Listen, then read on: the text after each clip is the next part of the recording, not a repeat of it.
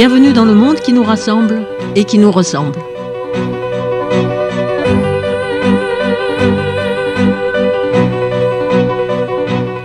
Il était une fois la colonisation. Nous nous tenons aux côtés d'Assia Djebar, qui nous raconte l'expédition d'Alger dans L'amour, la fantasia. La romancière travaille sur les documents écrits par les témoins et les acteurs de l'événement. Faisant un travail d'historienne, Assia Djebar ne néglige pas l'imagination, la capacité de vivre ce qu'elle n'a pas vécu, équilibrant les points de vue, celui des agresseurs et celui des agressés.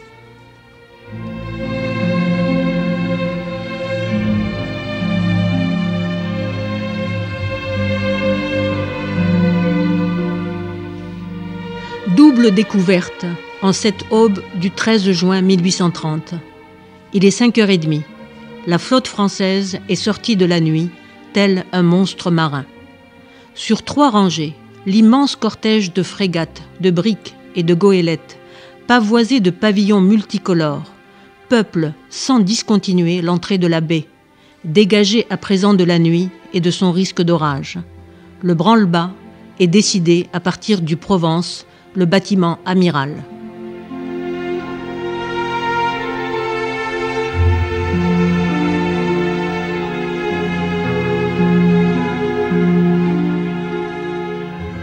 Alger est visible, splendide, comme dans un tableau de maître.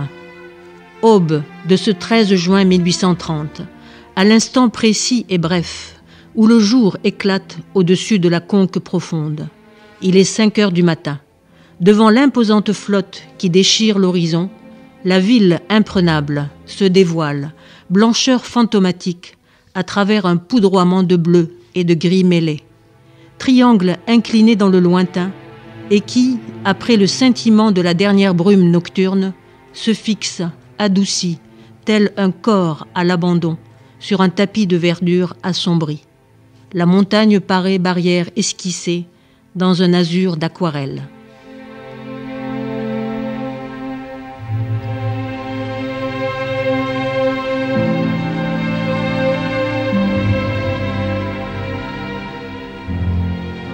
En cette aube du 13 juin 1830, c'est l'heure du face-à-face, à 5h30 précisément.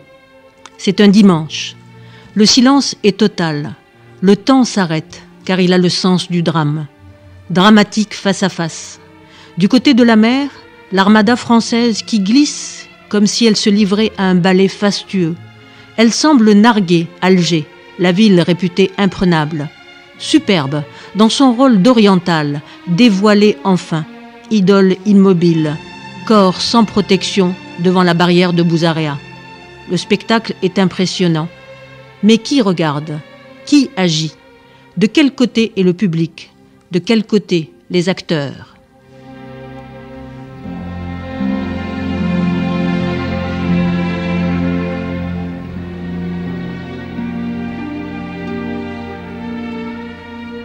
Alger ne bouge pas.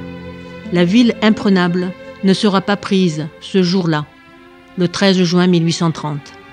Le face-à-face entre l'armada française et la belle orientale a duré plusieurs heures, comme si chacun des protagonistes jaugeait son adversaire, comme si chacun tentait d'impressionner l'autre, s'interdisant de déclencher le combat le premier. Et puis, la flotte française esquisse un dernier pas de danse et glisse vers Sidi Ferruche.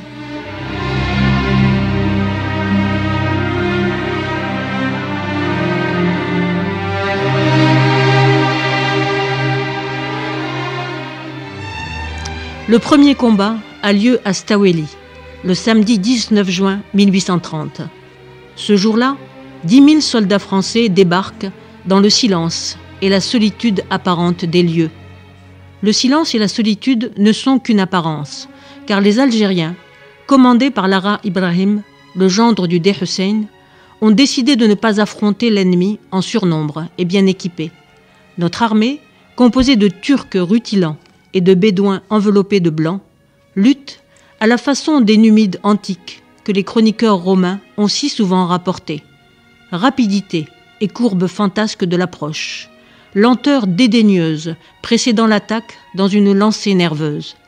tactique qui tient du vol persifleur de l'insecte dans l'air autant que de la marche luisante du félin dans le maquis.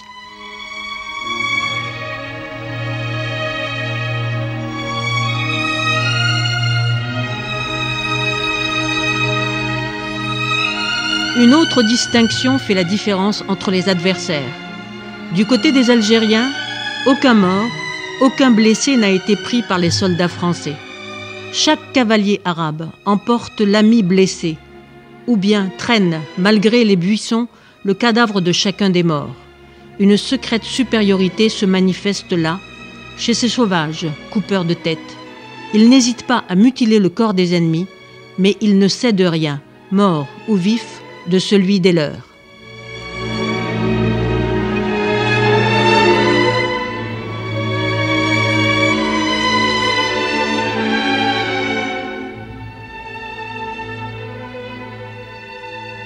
Pendant un temps, quelques jours, nos soldats restent insaisissables. Mais l'artillerie de leurs ennemis est nettement supérieure et l'unité de leur commandement impeccable. Lara Ibrahim a commis une erreur d'appréciation.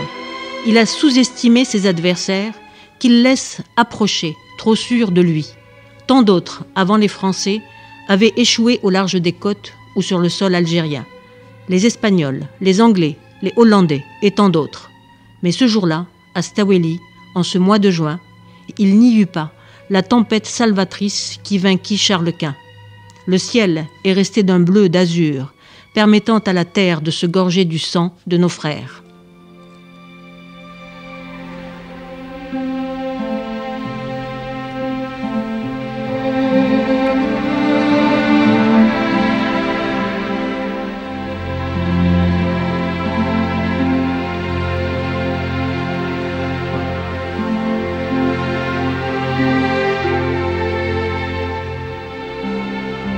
Le 19 juin 1830, à 11h du matin, après 7 heures ininterrompues de combat, les batteries algériennes sont contournées, bousculées. Et c'est la phase dernière. Les régiments de Bourmont, jusque-là retranchés, repoussent définitivement les assaillants, puis avancent. La route d'Alger est ouverte devant l'envahisseur.